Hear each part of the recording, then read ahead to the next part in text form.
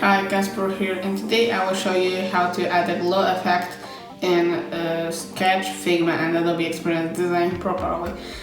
A mistake done by many new designers is creating glow effect using a drop shadow.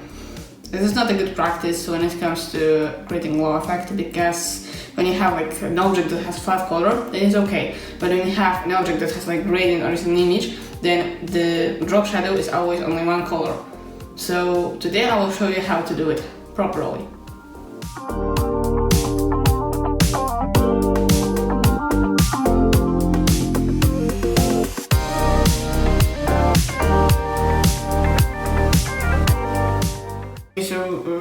First, we're gonna start with Sketch. So let's create any kind of like whatever you want to create. Like, let's say this is gonna be a button, a normal rectangle. And now to make it a little bit harder, we're not gonna fill it with flat color, but with gradient. So let's, for example, go here and here and get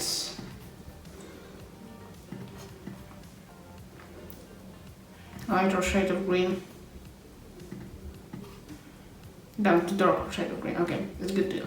So now we created this and we want to make it glow. So what we're gonna do is we're gonna duplicate it, Command D, is the way how you can duplicate it, and then click this one that is under this one. So this one is on the bottom, and now add blur to it and set it to the value you want.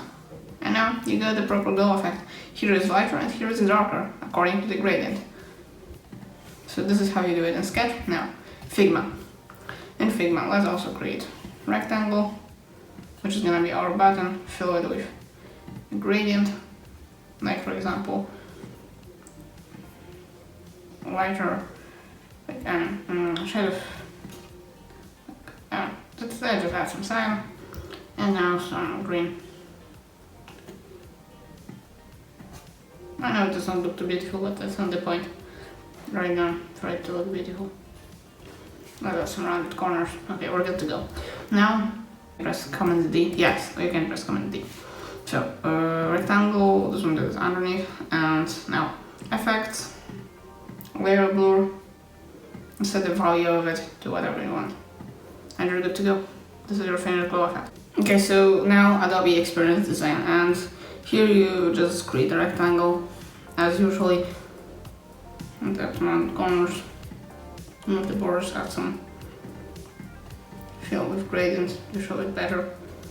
Okay, now we have this, and we're gonna just duplicate it, Command D or Control D if you're on Windows, and now just add object blur and set it to the value you want.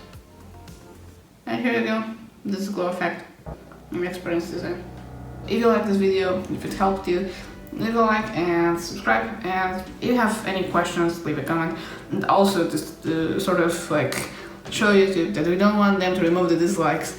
If you didn't like this video, then also give a dislike if it didn't help you, because we want YouTube to see that creators started begging for dislikes and something is going on.